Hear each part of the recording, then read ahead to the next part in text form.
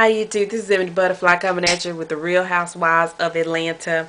Guys, this was very boring. I'm just gonna be honest with you. I didn't see any standout moments. There were a couple things that went on with this reunion that were kind of cool. Kandi cried a lot. The first thing she cried about was, when they showed her clips of her daughter not being interested in her father, which brought on a mountain of other people that had issues going on.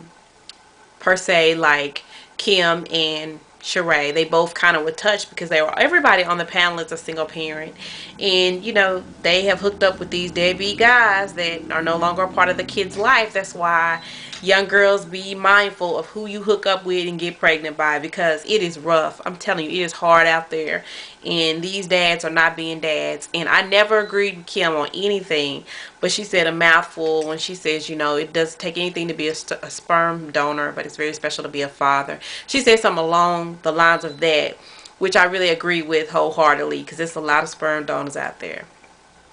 Also, you have Kim and NeNe going at it, saying that their friendship will never be rekindled or whatever. And I can tell that NeNe misses, not NeNe, Kim misses NeNe. I don't think it goes the other way around. But right now, Miss NeNe is just swallowed a bitter pill. She's bitter about a lot of her relationships and things she's going through, and it's kind of hard on her. So next season, they'll be hugging and kissing. We'll see.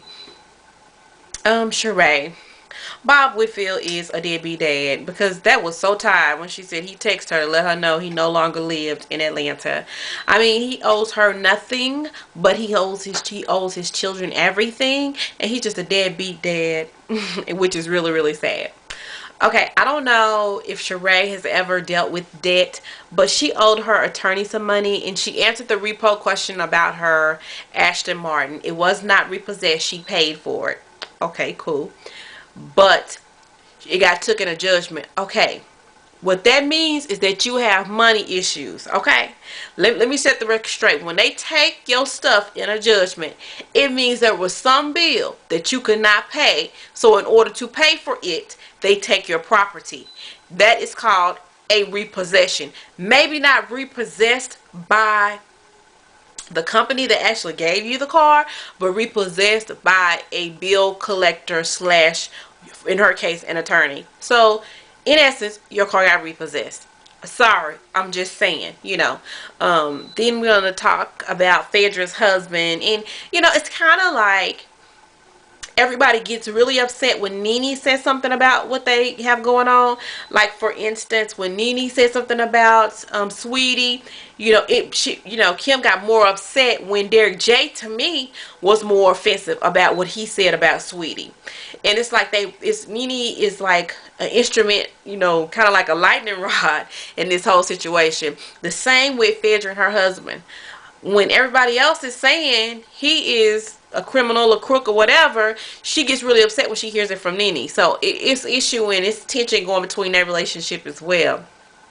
But it is what it is. Your man was racketeering, whatever. In prison, they don't care what you in there for. You doing your time, six years. You could be a murderer, auto thief, or whatever.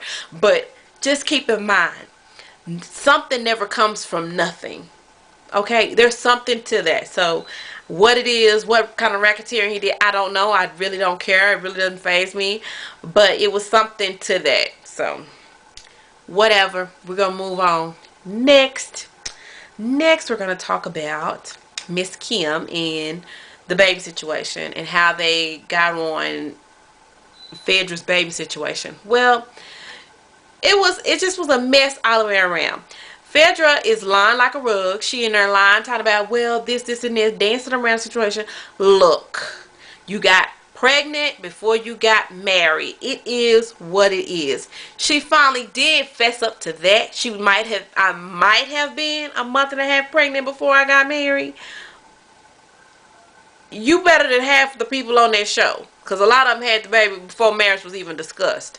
So why the big deal? Why the big secret? Even if you're miscarrying or having problems with the baby, your due date is your due date. Your months are your months. They do not change. You can say I'm having a difficult pregnancy, and you might not want to talk about it. And that's your choice. That's your business. But don't talk to people sideways like a fool, because they've all, clearly have had babies. So, you just didn't fix it. You just kind of made it worse. You would have been better off saying, baby, I don't even want to talk about that. Let's move on.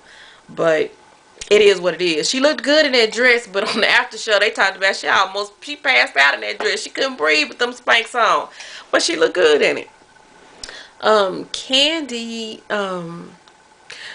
and Kim, tardy for the party money. The fact being, Kandi hit me once, shame on you. Hit me twice, shame on me. Because in order to keep the friendship, first of all, Kim had already been tripping. Because she was tripping about she didn't like the song, and tripping about this from Tardy for the Party, and tripping about the money she had to give you from Tardy for the Party. At that point, before you put pen to paper, got the producers to produce, you should have said, okay, if you want us to write the song, cool. However, let's take care of this little business first. Because you know Kim acts up when it comes to business. She gets brand new. She don't know nothing. She don't understand. Everybody and their mama know that the writer has the rights to the song.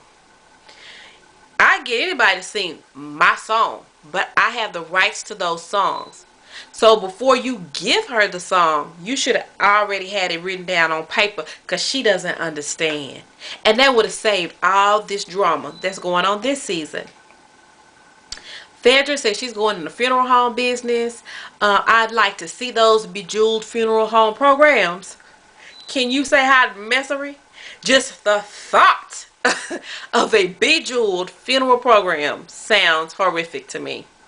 But I'm on a whole different level. And programs have nothing to do with the business of a funeral home. A funeral home business is on a whole nother level. I mean, most people I know that own a funeral home completely have hands-on dealings with the funeral home. I'm quite sure her and Apollo might not have those hands-on dealings, but at some point, you know, you have to, in order, like any other business, in order to run the business, you have to become a part of the business. Please don't ask me how I know about funeral home business, okay? I just think that a lot of things that issues and problems that are going on, you know how like you think you may have problems because you don't have money, or you think you may have you think you wouldn't have problems if you had money. You know, I think a lot of these problems stem from unhappiness. These women have a luxury. They have money. They have things that we don't have access to. However, I am happy. I can sleep at night. I'm not worried about what people say, what people think at the end of the day. But they put themselves out there on TV, and mind you, they get paid, so I don't feel sorry for them. They get out there on TV and exploit their issues and their problems. And it just was surprising to me how when NeNe was like, she doesn't care about anybody and blah, blah, blah. And all I care about is the people that care about me. And she said, my husband. So that leads me to have hope that maybe her and Greg can work something out, or they've become better friends for the child's sake. Because we see what happens when parents don't get along or dads become deadbeats. So we're just gonna hope that Greg is not a deadbeat. Oh, did I say that? And I did read somewhere that Greg does have children from a previous marriage that he does not claim at the moment. So, you know, enough said. You know, I just hope things work out between them. There's so much going on between everybody on the show. They're going to have to step it up next season. Not so much acting, doing real life stuff. If you noticed, they didn't do a lot of shopping on this season, but they did do a lot of fighting and bickering, and it's kind of just getting old. Anyway, we're still watching. We're still mesmerized. We're still caught up and entertained. Thank you for watching. Please rate and subscribe and let me know what you think. Bye.